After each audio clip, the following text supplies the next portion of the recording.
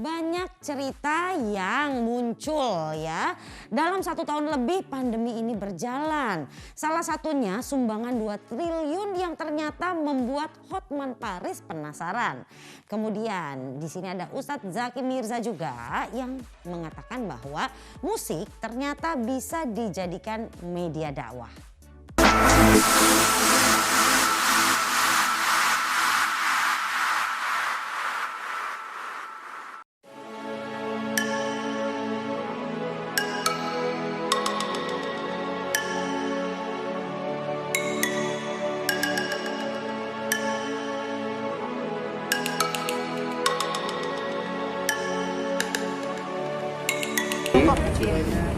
Termasuk yang sangat bangga waktu pertama kali diumumkan itu bahwa ada keluarga Indonesia etnis Tionghoa mau menyumbangkan 2 triliun.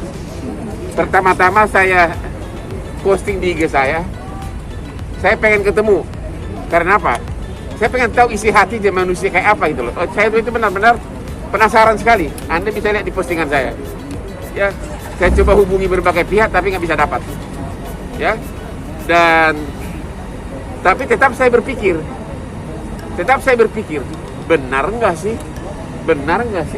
Karena 2 triliun itu uang cash. Ya, uang cash bukan sesuatu yang gampang. Jangankan di Palembang, konglomerat dunia pun kayak Bill Gates sama yang lain-lain ngasihnya berupa saham, tidak langsung uang cash sampai 2 triliun begitu. Di situ saya sudah bertanya-tanya. Udah curiga. Terus curigaan saya adalah langsung saya bilang, kalau benar ada asetnya 2 triliun.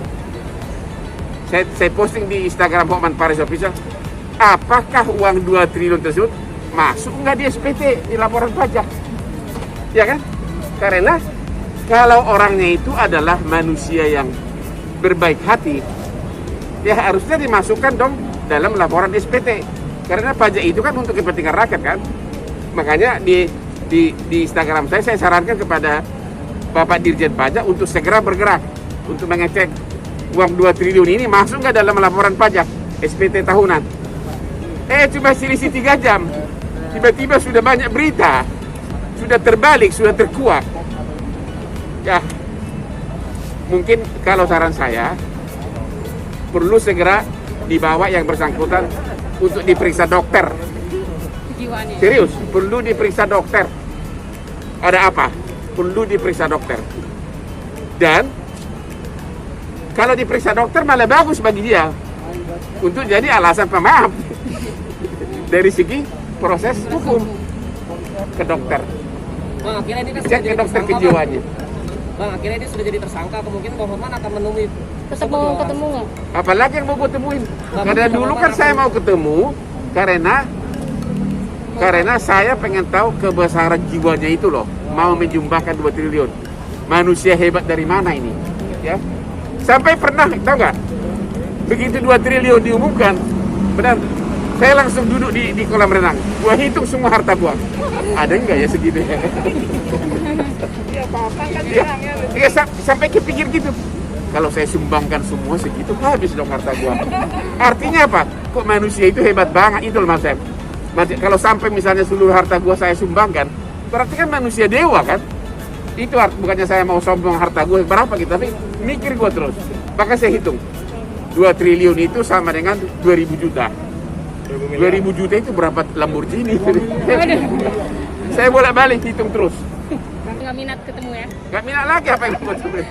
Tapi ini jelas menyakitkan hati jiwa semua. Pak, udah pastilah, udah menyakitkan, tapi cuma menyakitkan tapi belum merugikan. Ya kan belum merugikan karena memang tidak ada hak kita yang diambil. Tidak ada hak kita yang diambil, makanya saya masih bingung pidananya pasal berapa ya.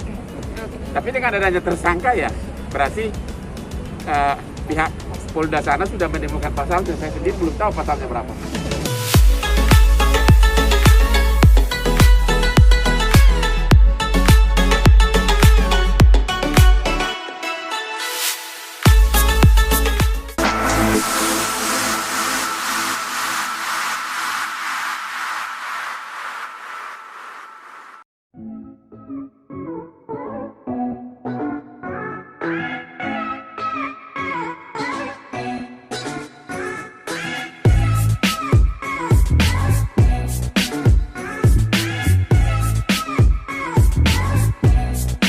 itu begitu banyak perbedaan sesama muslim ini dalam menilai satu hukum ya. Hukum-hukum yang memang bukan hukum haram dan halalnya itu jelas-jelas mutlak. Kalau dalam Islam ini kan hukum daging babi, makan daging anjing, khamar itu jelas-jelas haram. Itu haram qat'i yang sudah jelas. Tapi ada beberapa hukum yang masih selisih pendapat. Masih ada khilafiyah, perbedaan pendapat satu ulama dengan ulama yang lain, satu mazhab dengan mazhab yang lain beda. Termasuk diantaranya adalah masalah musik. Ada sebagian ulama yang mengatakan musik ini haram. Sebagian besar mengatakan musik ini justru tergantung musik itu bisa membawa iman kita menjadi lebih naik atau jangan-jangan turun.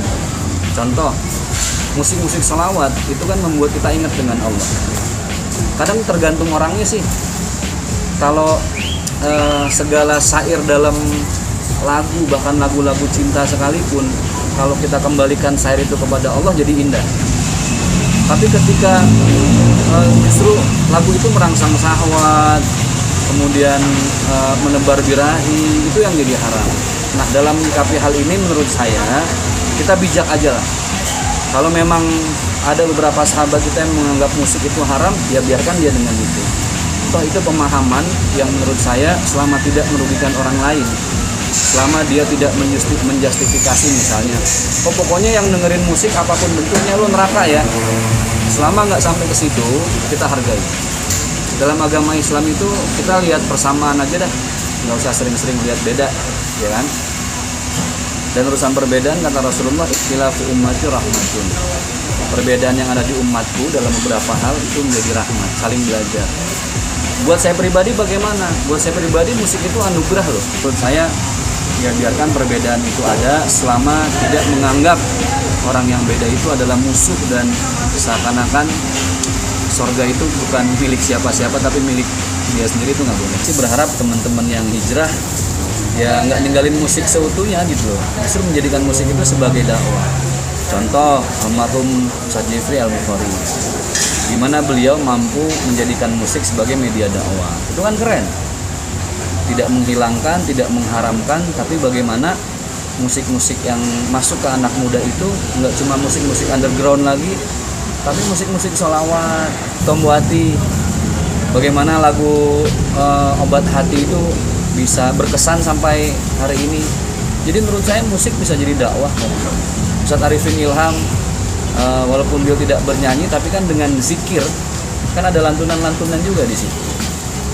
Jadi ya kita sama-sama berhusnuzon saja. Mudah-mudahan, kalaupun beliau berpendapat musik itu haram, tapi tidak menganggap orang yang tidak sepaham itu sebagai ahli neraka dan lain sebagainya.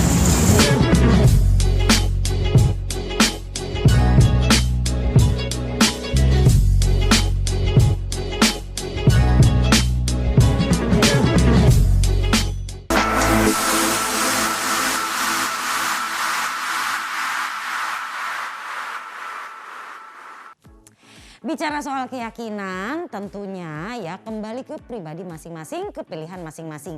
Jangan saling menghakimi, tetap bersatu. Begitu kali ya. Nah kalau kita bicara juga tentang apa yang dikatakan oleh Bang Hotman, wah ternyata susah-susah gampang ya menjerat hukum untuk perkara seperti ini. Tapi ya itu dia, mudah-mudahan aja ada warga Indonesia, mungkin Anda, yang akan menyumbangkan sebanyak itu. Amin. Masih ada lagi cerita dari selebriti Indonesia lainnya, jadi jangan kemana-mana.